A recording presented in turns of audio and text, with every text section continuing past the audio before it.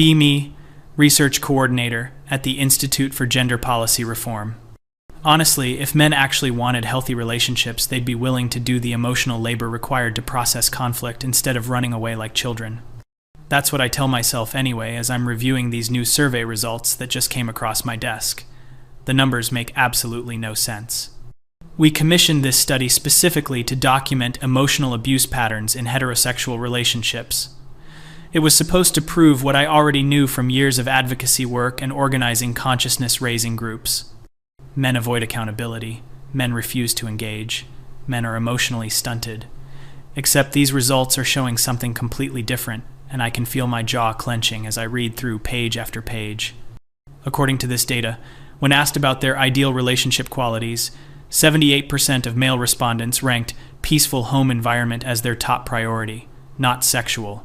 Availability, not domestic service, not any of the things our framework predicted. Peaceful home environment. I actually laugh out loud at my desk because this has to be bullshit. They're just saying what sounds good, right? Performing for the researchers.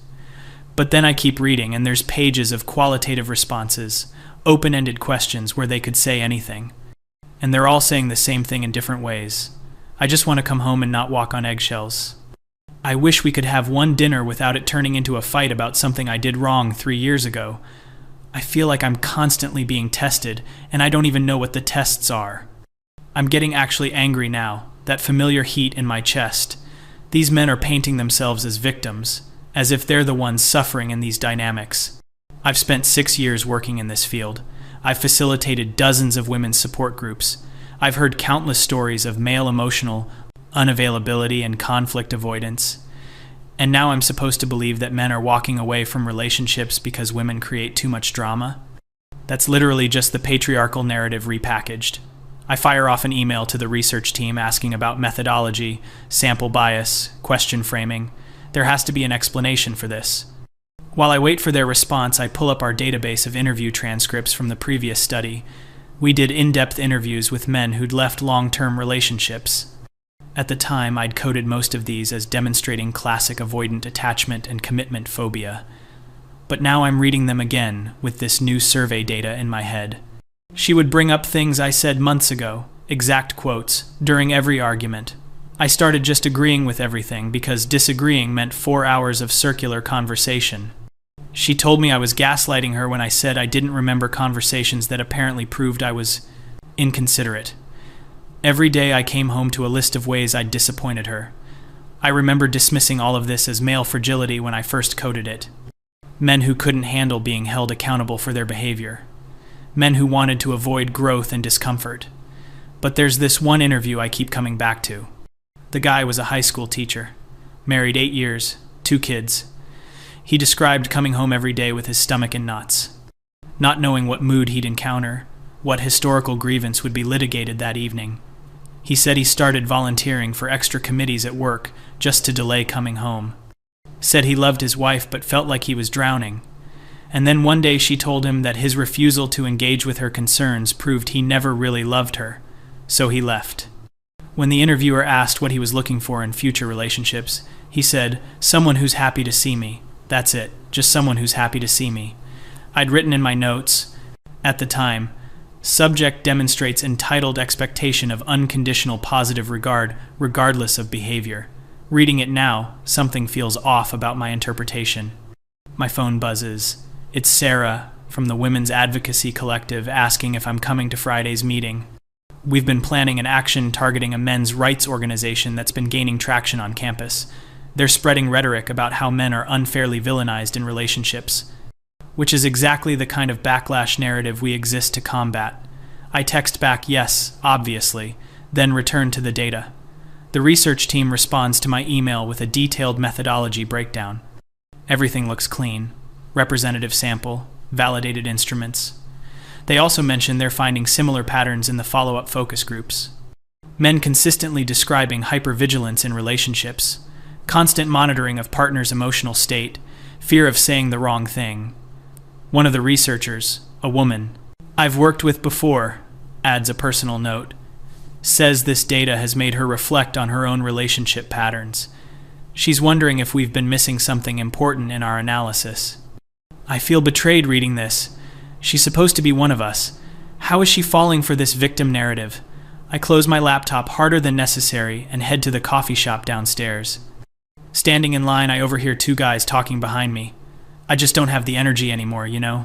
Every day it's something new I'm doing wrong. Yeah, man. My ex was like that. Everything was a referendum on my character. Like I'd forget to text back within 10 minutes, and suddenly we're having a 3-hour conversation about my commitment issues. Did you go to therapy? We went to 3 different couples therapists. She said they were all biased because they suggested she might be contributing to the conflict. I want to turn around and explain to them why holding men accountable feels like conflict to them because they're not used to women having boundaries. But something stops me. Maybe it's the exhaustion in their voices. These don't sound like men trying to dodge responsibility. They sound tired. I get my coffee and walk back upstairs, my thoughts spinning. At my desk, I do something I've never done before. I start reading men's forums about relationships. Not the toxic ones, not the pickup artist garbage, just regular guys talking about their experiences. And it's pages and pages of the same themes. I miss feeling like my partner actually likes me. When did spending time together become an obligation instead of something we both enjoy? I feel like I'm constantly being criticized and it's breaking me down. I suggested we do something fun together and she said I was avoiding dealing with our issues. What issues? I don't even know anymore. Everything is an issue. One post has hundreds of comments. Guy asking if it's normal to feel relieved when your partner goes out of town. The responses are heartbreaking.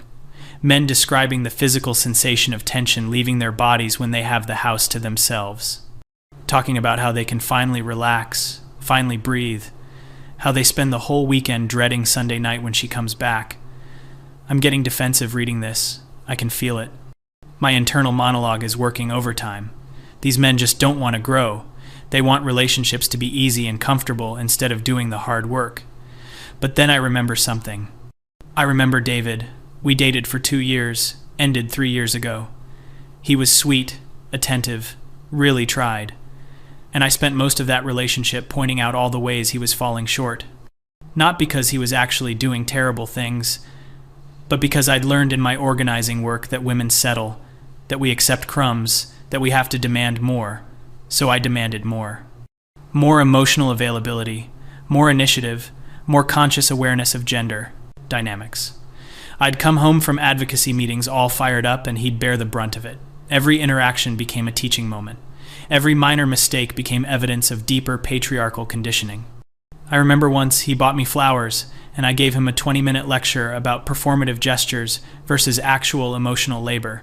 He just stood there, holding the flowers with this look on his face. I'd felt righteous in that moment, like I was refusing to be placated by cheap romance, while the real issues went unaddressed. But now I'm remembering that look on his face. He wasn't defensive or angry. He just looked sad and tired. The same exhaustion I heard in those guys' voices at the coffee shop. I shake my head, literally physically shake my head to clear the thought. I'm not doing this. I'm not going to gaslight myself into thinking I was the problem. David had issues with emotional availability. That was documented. We talked about it in therapy. Except I'm remembering now that the therapist didn't exactly say he had issues with emotional availability. The therapist suggested we were having complementary communication difficulties. And I'd insisted that was both sidesism. Pushed back until we found a different therapist who used more feminist-informed approaches. We went through 4 therapists. Wait. Those guys in line said his girlfriend went through 3 therapists because they suggested she was contributing to the conflict. I went through 4 because they weren't validating my perspective enough. No, that's different. I had legitimate concerns about male socialization patterns and needed a therapist who understood gender dynamics. But I'm opening my old journal now, the one I kept during that relationship. I documented everything because I was going to write an article about navigating heterosexual relationships as a feminist. Reading through it now, I'm seeing patterns I didn't see before. David came home excited about a promotion, but I needed to address how he dismissed my feelings yesterday by saying I seemed stressed instead of asking what was wrong. He suggested we have a relaxing weekend, but I explained that relaxing is avoidance, and we needed to process the underlying issues in our communication. He said he felt like he couldn't do anything right lately, so we had a long conversation about male fragility and how his feelings of inadequacy were deflection from accountability. Page after page of this. And I remember feeling so justified, so righteous. I was holding the line, refusing to let patriarchal patterns go unchallenged, but reading it now I'm seeing something else. I'm seeing a man who was consistently showing up, being patient, attempting to meet me where I was, and I'm seeing myself turning every single interaction into a confrontation, reframing every gesture of affection as insufficient, interpreting every human mistake as evidence of deeper problems. There's an active entry from 3 weeks before he left. David said he feels like he's walking on eggshells and can't relax around me anymore. I told him that discomfort is growth, and if he really loved me, he'd be willing to sit in that discomfort. He moved out 2 weeks later, told me he couldn't do it anymore, that he felt like he was disappearing, and I'd called him a coward, told all my friends he couldn't handle a strong woman. Wore his departure as a badge of honor in my advocacy work, proof that men will always choose comfort over growth. I'm sitting at my desk and my hands are shaking. I pull up Facebook, something I never do. I look up David's profile. He's engaged. The photos show him with a woman who's looking at him like he hung the moon, and he's smiling in a way I don't remember him smiling with me. There's a lightness to his face. They're at a farmer's market, at a hiking trail, cooking together in a kitchen. Just normal couple things. But what strikes me is his body language. He looks relaxed, open, happy. I scroll back through our old photos together, find one from a camping trip we took about a year before the end. I'm smiling at the camera. He's smiling too, but it doesn't reach his eyes. And his shoulders are slightly hunched, like he's bracing for something. How did I never notice that? I click back to his recent photos. There's one with a caption from his fiancée, grateful every day for a partner who makes life feel easy and joyful. Easy and joyful. I would have scoffed at that before.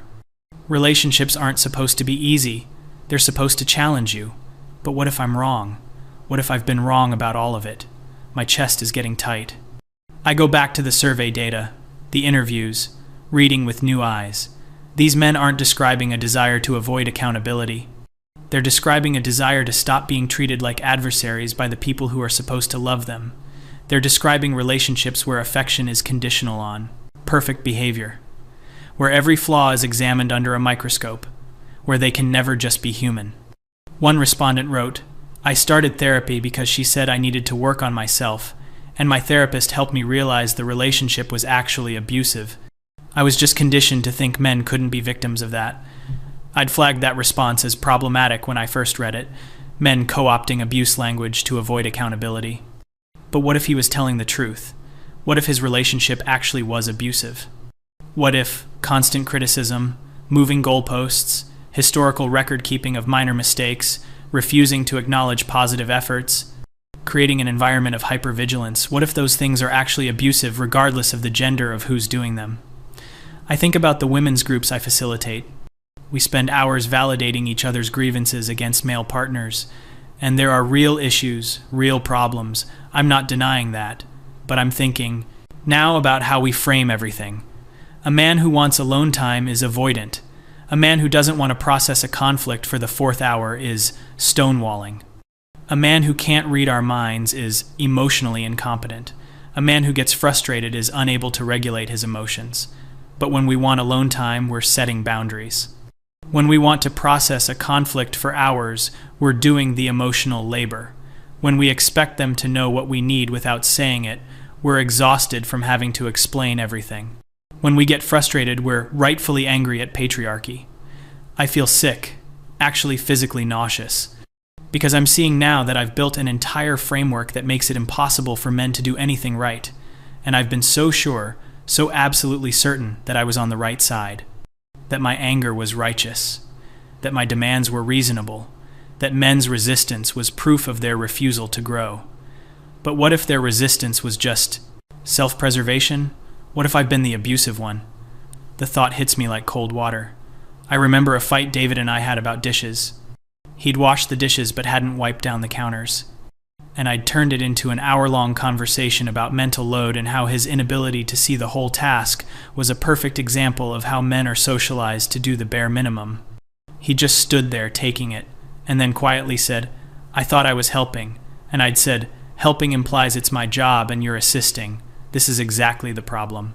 He didn't wash dishes again for a week, and I'd complained to my friends about weaponized incompetence.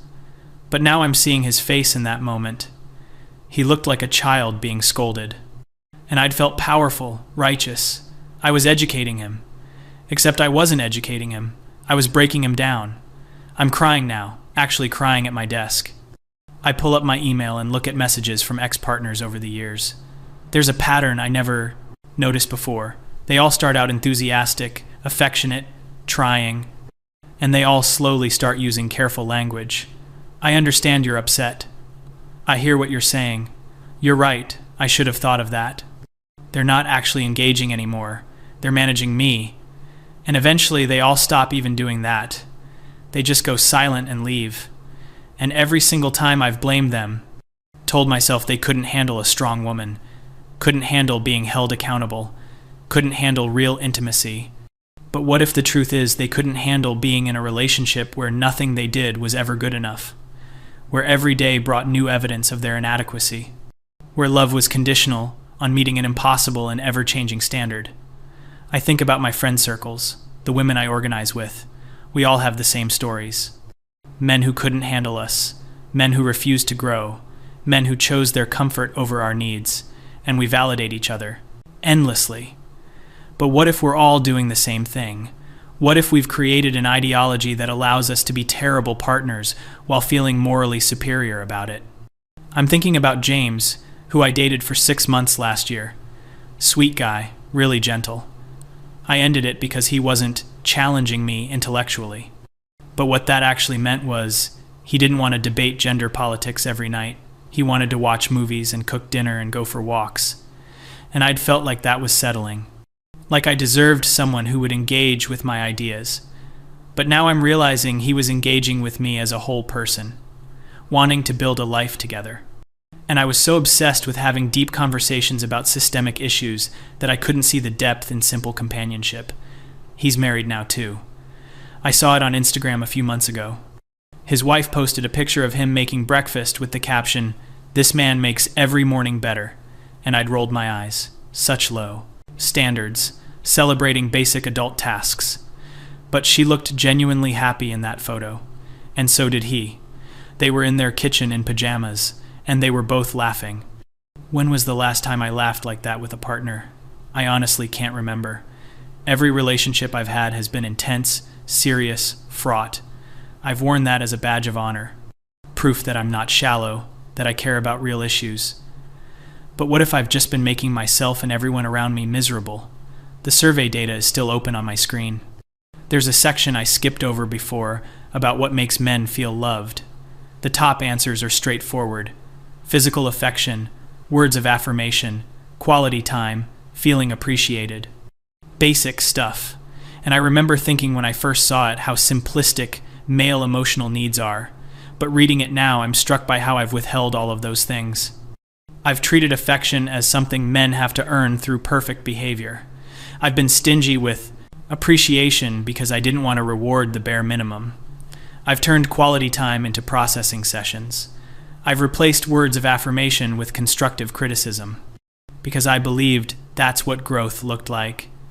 That's what refusing to settle looked like. But what if it just looks like emotional starvation? I'm full on sobbing now, trying to be quiet because I'm still at the office. I think about all the men I've hurt, all the men I've blamed, all the men I've held up as examples of why heterosexual relationships are fundamentally broken under patriarchy. And they were just human beings trying to love me, trying to build something good. And I systematically destroyed it while telling myself I was holding them accountable. There's a memory surfacing that I've suppressed for years. My dad, pulling me aside at Christmas 4 years ago, asking gently if I was happy, saying he was worried because I seemed angry all the time, and I'd snapped at him, told him my anger was justified, that he, of all people, should understand given how much emotional labor Mom does. He just nodded slowly and said, Your mother and I have been married 36 years because we decided to be on the same team, and I thought he was so naive, so unconscious of the real dynamics. But they're happy. They genuinely enjoy each other. They laugh together every single day. When was the last time I laughed with someone I was dating? When was the last time I treated a partner like we were on the same team instead of adversaries? I pull up the folder with interview transcripts again, really reading them this time. There's one that guts me. The interviewer asked, "What's your happiest relationship memory?" And this guy who'd been describing years of walking on eggshells with his ex-wife said, "The first 3 months before she decided I needed improvement, when she used to smile when I came home." That's it. That's his happiest memory. His partner smiling when he came home. The bar was on the floor. And men still couldn't clear it in these relationships. Not because they weren't trying, but because the bar kept moving. Because nothing was ever good enough. Because we'd decided that acceptance was the same as settling. I think about the language I use in my advocacy work. Don't settle for less than you deserve. Require men to do the work. Hold them accountable. Don't accept the bare minimum. All of it sounds so empowering. But what if I've been teaching women and myself to be impossibly demanding? To treat their partners as perpetual improvement projects? To withhold love and approval as motivation tactics? That's not empowerment. That's just cruelty dressed up in progressive language. And I've built a career on it. I've built an identity on it. I'm supposed to go to the advocacy meeting on Friday and plan actions against men's rights groups. But what if they have a point? Not about everything. There's definitely toxic stuff in those spaces. But what if their core complaint that men are unfairly villainized and their suffering is dismissed? What if that's actually true? What if I've been part of the problem? I'm hyperventilating now. My whole worldview is collapsing. Everything I've believed about relationships, about gender dynamics, about men, it's all built on a foundation of assumption that men are the problem, that male resistance to our demands is proof of their dysfunction, that if relationships fail, it's because men won't do the work. But what if the work we're demanding is impossible? What if we're creating relationships where men are set up to fail? I think about my mom's advice when I was younger. Be kind to whoever you're with, that's the secret. And I dismissed it as her generation's internalized misogyny. Women being taught to be nice and accommodating. But maybe kindness isn't accommodation. Maybe kindness is just basic human decency. Maybe treating your partner with gentleness and appreciation and grace isn't settling. Maybe it's the actual foundation of sustainable love. I look at my calendar and see I have a coffee meeting tomorrow with a new member of our advocacy group. Young woman, just out of college, bright and passionate. She reminds me of myself 10 years ago, and I'm supposed to mentor her. Teach her how to navigate heterosexual relationships without compromising feminist principles. But what am I going to tell her now? Don't do what I did. Don't spend years making good men feel like they're fundamentally broken. Don't build an ideology that makes lasting love impossible. I don't know what to do with this realization. It's too big. It means everything I've built my adult life around is wrong. It means I've hurt people I loved. It means I've been the toxic one. I'm the common denominator in all these failed relationships. And I've spent years blaming everyone else, telling myself men just can't handle strong women. But strength isn't the same as cruelty. Having standards isn't the same as having impossible standards. Asking for growth isn't the same as demanding perfection. I've confused all of those things. I've weaponized therapy language and feminist theory to justify being someone no one could ever make happy. Because deep down, I don't think I believed I deserved to be happy. I believed I deserved to be right. And I've sacrificed actual love and connection on the altar of being right. The survey data is still on my screen. Men just want peace. They want to come home to someone who's happy to see them. They want to feel appreciated. They want to stop walking on eggshells. They want relationships that add to their lives instead of draining them. That's not patriarchy. That's not fragility. That's just basic human need. And I've been treating those needs as evidence of dysfunction. I need to cancel the Friday meeting or go and say something completely different than what's planned. I need to rethink everything. I need to apologize to so many people, starting with David and James and the others whose names I can barely think right now because the shame is overwhelming. I was so sure. so absolutely certain I was fighting the good fight, that my anger was righteous, that I was on the right side of history. But I've just been someone who made the people who loved me miserable, and called it activism.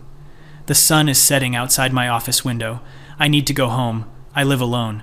I've always told myself it's because I refuse to compromise my standards. But the truth settling over me now is that I've driven everyone away, and then blamed them for leaving. I close my laptop. My face is wet with tears, and I don't care who sees. For the first time in years, I'm seeing clearly. And what I see is that I've been wrong. About everything. About men, about relationships, about myself. I was the problem. I was the toxic one. I was the source of all that dysfunction I spent so much energy documenting and analyzing, and now I have to figure out how to live with that, how to be different, how to actually become the person I thought I was, someone who makes the world better instead of making the people in it miserable. I don't know if it's possible to change this much, to unlearn this many patterns, but I have to try, because this anger, this certainty, this righteousness, it hasn't made me happy. It's made me alone, and it's hurt people who deserved better. The elevator doors close, and I see my reflection. I look exhausted, and I realize I've been exhausting to be around. No wonder they all left. No wonder they chose peace. I denied them any.